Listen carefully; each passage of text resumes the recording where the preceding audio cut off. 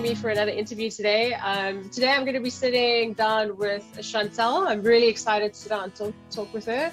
Chantal is new to the industry, and it's really interesting to sit down with her and see everything from her perspective. So hi Chantal, welcome. Fun. Thanks for having me, Chandra. You're welcome. Okay, cool. So Chantal, as part of your introduction, can you please tell us what is your current role? Like, what is it that you are currently qualified to do? I'm a masseuse since 6 years. I have my home clinic, as you can see right here. This is my clinic. And I was also a massage therapist for poker players. It's going together, poker and massage all worldwide. And I decided to do something different. And I saw, that's funny because I saw a bunch of places with those people. Then we were traveling all around the world. So we were in Monaco, in Australia, in Fort Lauderdale, of course, in the Bahamas. And every time I was seeing those boats and I was like, ooh, what is this? Like, where's those boats everywhere? And people seems to work on those boats. And someday a guy told me, yeah, you can be a stewardess on the boat. I said, like a flight attendant, but on the boat? He said, yeah. I'm like, wow. And he said, you can also massage those people there. I'm like, really interesting. So this is my story. I decided to move in this world. Okay. And then, so at the moment, do you have any experience, like any day work or anything so far? I don't have any day work since then because I decided to start in this world in January of 2020. So I was in Fort Lauderdale during 2.5 months and coronavirus arrived. So we all need to come back. I'm French Canadian, so I need to come back in Canada and we're waiting now. We want the border open. Yeah. Okay, sure. And then, so my other question is, what are the steps that you are currently taking to be able to get your name out there? You know, which are your favorite routes to get in communication with agents or to be looking for work online? What are your daily steps that you are doing at the moment? Daily steps. I will say before coronavirus, after my courses, I went to a crew house and, you know, I was listening people. And I just realized in this industry, you need to listen to everybody and you need to listen to nobody at the same time because there is tons of different reaction. There's tons of different situation or stories and all of them are good. And it's just different for everybody because the boats are different size. You have a background different. You know, I'm 38. I have a lot of hospitality background in bars and things like that. And you have some people older, younger, people with different like backgrounds too. So every situation is different. So I'm listening a lot of people. I'm watching a lot of this, and I changing 5 different crew house when I was in Fort Lauderdale, just because I want to be sometimes closer to the 17th Street.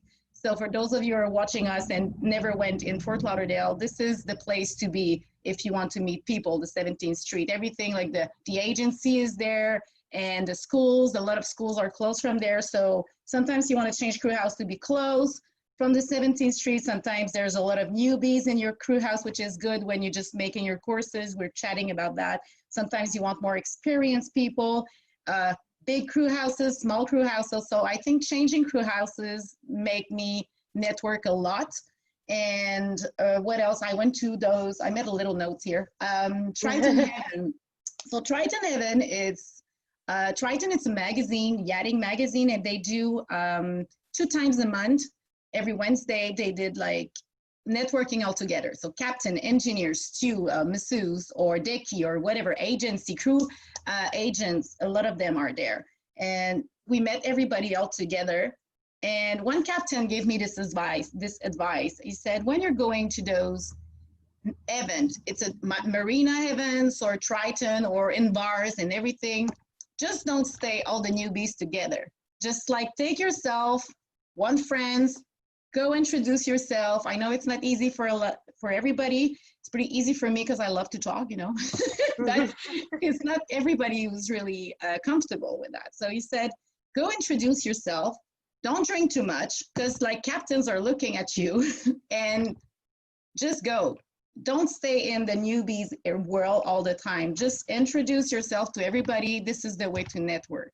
So I did some other stuff like yoga. There was special yoga just for stewardess, masseuse, like a girl thing together yoga. So I met this beautiful, nice lady's named Lucia. She's a chief stew. So all chief stew knows chief stew. They know Deki. They know everybody. So this is the way to network. Just go in this little things. Like online networking is good too. Right now we cannot network. So this is how I met you, Chandra. It's like we were like literally, you were seeing what I'm doing online. I was seeing your stuff for the starting yachting Facebook page you have. So this is what I did basically. And I know all the bars on the 17th Street. It's cool, but don't drink too much. So, yeah. Yeah, I mean it's really cool that you so for those of you that don't know, Chantal actually created this page called Yachty Quarantine, and it's a group where you've been going around and collecting all the webinars, all the freebies that people are putting out there for new crew and just putting them on one page. And I think that's really amazing because even though I've been trying to do that with Start Yachting, there's so much that gets posted because everybody's based online now that I can't actually get them all there fast enough. So that's really, really cool. It's a very, very awesome initiative that you started there. Okay, so then with all the knowledge that you have now, is there anything, like you've already been to Fort Lauderdale, now you're back in Canada. So if you had to go back to Fort Lauderdale, is there anything that you would do differently just to get your name out there faster? Because I think that you've done really well as far as networking and meeting people, but is there anything else that you want to try that you haven't tried yet? Well, I mean, there's a girl, a South African girl. She was amazing with me. She said, you speak French, that's your first language. So why you never start like by going by friends? And I said, I mean, it was cheaper for me to go to Fort Lauderdale for the flight, for the accommodation. She said, yeah, but you speak French. And I said, yeah, but the owner is not necessarily French. She said, yeah, but you have this specific skills as a massage therapist. And charter in France, there's a lot of charter asking for masseuse, and you speak French. So you can on land speak with the other person when you receive, for example, your groceries. The yacht is receiving the groceries. You can communicate with the people in France because there's a lot of people in France doesn't speak English at all.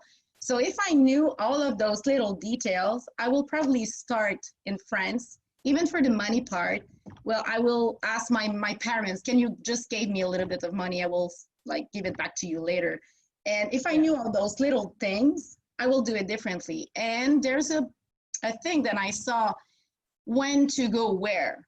So if I knew about that, it was good to be in January in Fort Lauderdale. It's not good to be in the Med at that season. So this little chart, how did you say that? This little sheets about different where to go when.